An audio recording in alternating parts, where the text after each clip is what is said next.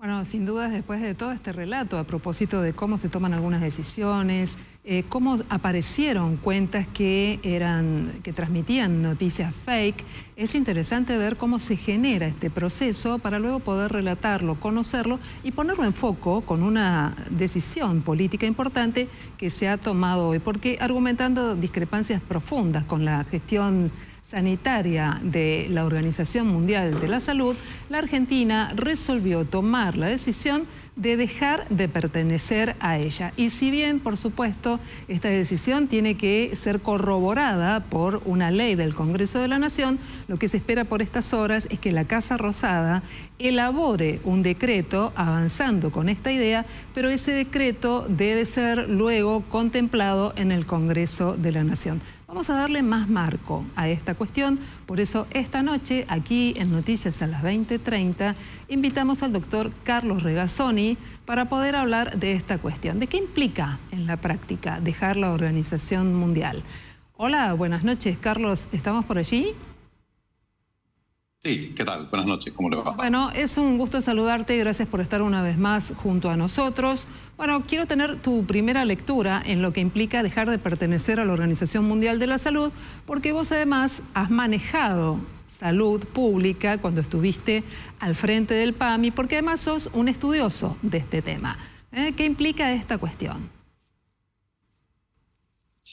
Bueno, implica salir de la única instancia que tiene el mundo para interactuar sus políticas de salud en los temas de relevancia global.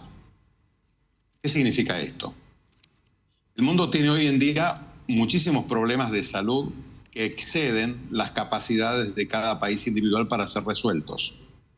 Por ejemplo, 200 millones de casos anuales de malaria, 400 millones de casos de dengue, 375.000 casos anuales de sarampión, 60.000 casos anuales de rabia, 400.000 amputaciones anuales por picadura de serpiente, 80% de la población mundial sin acceso a los tratamientos para el cáncer, donde lugares de continentes enteros donde la esperanza de vida no supera los 65 años, cuando el promedio mundial es 73. Entonces, todos estos problemas, a lo largo de los años, se fue viendo que no podían ser resueltos por los esfuerzos individuales de los países. Claro. Y durante la primera mitad del siglo XX se fueron creando diferentes instancias de cooperación, como por ejemplo la Organización Panamericana de la Salud.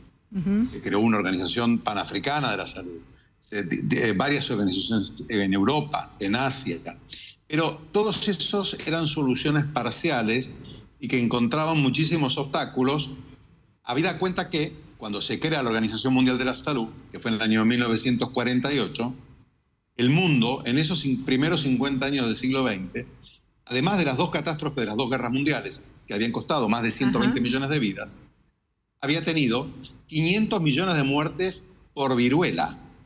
La viruela fue erradicada gracias a la Organización Mundial de la Salud. Había tenido 30 millones de muertes por hambrunas. Había tenido incontables cantidades de fallecimientos y personas que quedaron con discapacidad por epidemias reiteradas de poliomielitis. ¿Y hoy qué representa? De la poliomielitis. ¿Y hoy qué representa quedar afuera de ese entramado que es histórico? El Congreso aprobó, hoy justamente estaba revisando unas actas que mostraban la forma en la que el Congreso de la Nación Argentina aprobaba en 1948 ese ingreso. Esa es una historia y un escenario descripto. Pero hoy, quedar afuera de la organización, ¿qué implica para la salud argentina? Primero implica quedar fuera de los estándares internacionales. Vale decir, la salud argentina, las políticas de salud, van a dejar de tener el norte que indicaba el mundo en su conjunto como las mejores prácticas. Por ejemplo, la estrategia de salud para todos, o en el año 2000, o la estrategia de la cobertura universal de salud. Todas esas estrategias implican que los países, ¿cómo contribuyen los países para generar un marco de salud global? Proveen datos a la Organización Mundial de la Salud. Acá la Argentina es un muy mal generador de datos en salud. Generan datos. Se genera una instancia plural de análisis de esa información. Luego se generan dos tipos de políticas.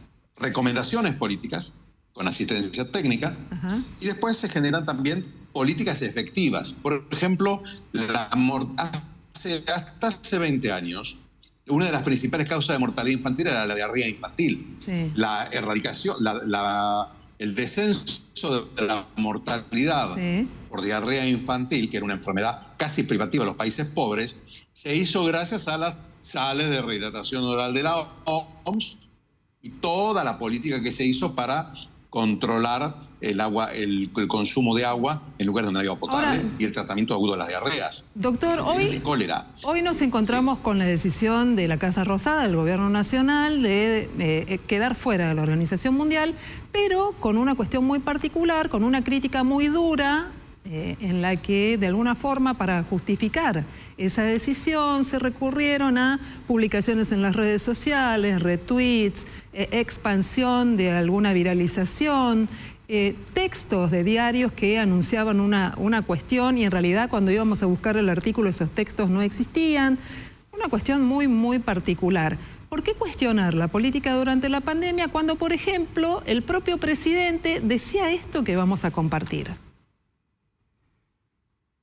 O sea, tu irresponsabilidad contagia a otro. Entonces lo que vos tenés que hacer es alinear los incentivos y ahí sí actuó bien el gobierno. Por ejemplo, en el día de ayer fue brillante lo que hizo. ¿Vieron el caso del italiano? Sí. Bueno, ese caso es brillante, eso es lo que debería hacer el gobierno.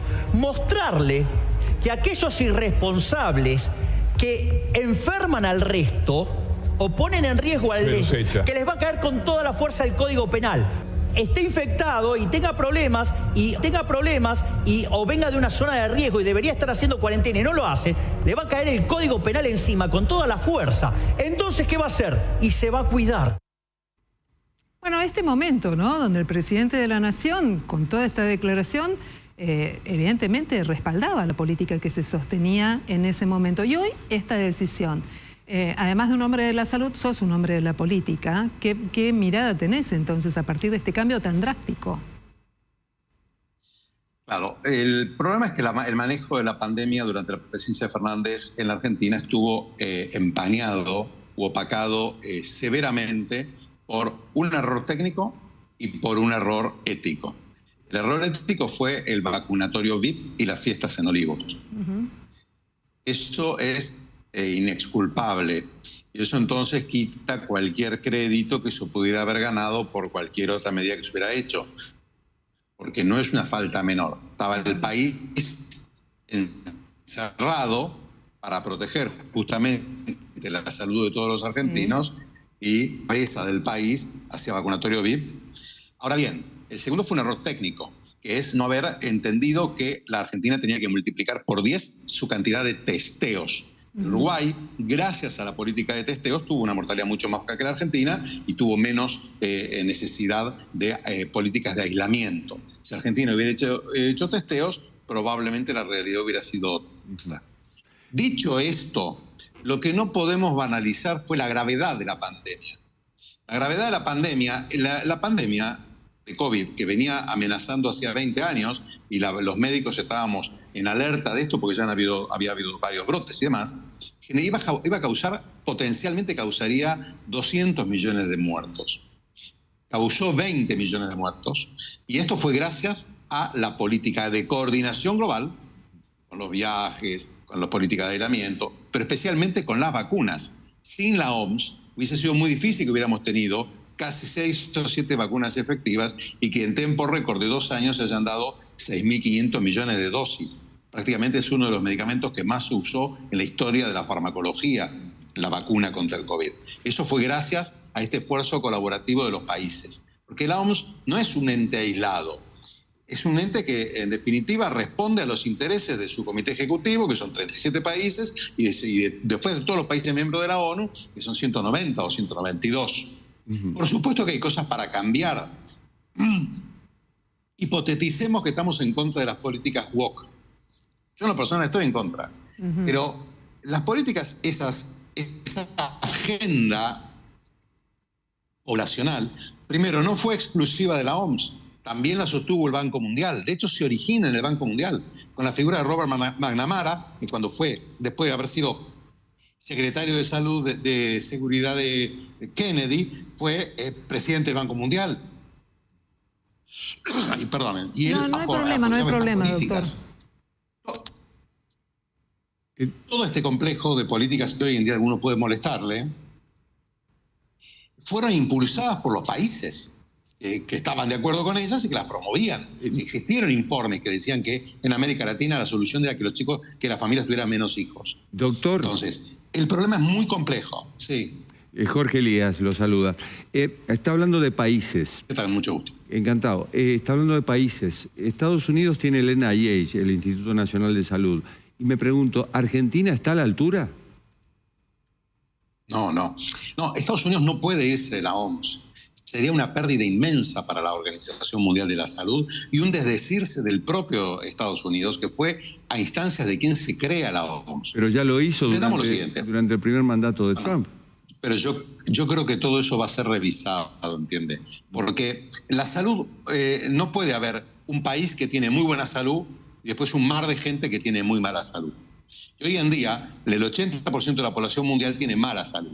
Y la mitad de la población mundial, que es pobre, tiene una salud que es enormemente distante, que dista. Para darse una idea a ustedes, el 20% de la población mundial utiliza el 80% de los recursos. Y el 80% de la población mundial utiliza solo el 20% de todos los recursos sanitarios del planeta. Eso es una inequidad. Estados Unidos aportó durante todo el siglo, por ejemplo, con el NIH, el descubrimiento de la vacuna para la viruela, para la vacuna para la poliomielitis, etc. La Organización Mundial de la Salud tiene su origen primero en la Carta del Atlántico. En la Carta del Atlántico, año 1941, se juntan el presidente Franklin Delano Roosevelt y Winston Churchill en la isla de Terranova, en Canadá, y deciden que había que lograr una paz duradera. ¿Por qué? Porque estaban en plena guerra mundial, Segunda Guerra Mundial, en 30 años. Lo que ellos reconocen ahí es que no va a haber una paz duradera sin empoderar a los seres humanos responsables de esa paz. Es decir, decían ellos, asegurándoles un porvenir, combatiendo la pobreza y la enfermedad y la ignorancia. Esa línea de pensamiento es la que termina generando todo el sistema multilateral, donde la Organización Mundial de la Salud, que hoy en día se dice que tiene políticas dictatoriales, cuando son las políticas de consenso de los países, pero la Organización Mundial de la Salud es uno, pero otro es Naciones Unidas, otro es la Organización Mundial de Comercio, otro es el Sistema Internacional de Marcas y Patentes, otro es el Sistema de Navegación de Aviación Civil, otro es el Sistema de Navegación Marítima. Es decir, la cantidad de acuerdos que han habido entre los países a lo largo de estos años, que incluye la Organización Mundial de la Salud con su Reglamento Sanitario Internacional, es formidable, y eso es una manera de construir paz, de esta paz duradera que soñó un presidente norteamericano como fue Roosevelt y el primer ministro británico como fue Winston Churchill, y que luego fue replicado por un montón de entusiastas, muchos médicos. Piensen que hubo 3 médicos en la formación de la Organización Mundial de la Salud. Sí.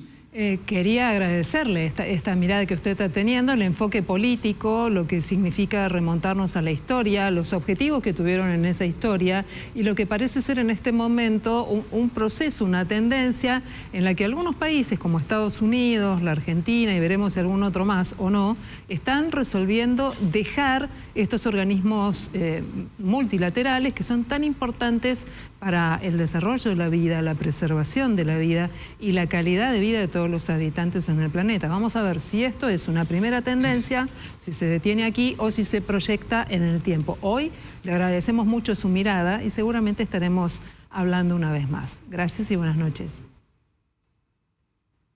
Un gusto. Igualmente.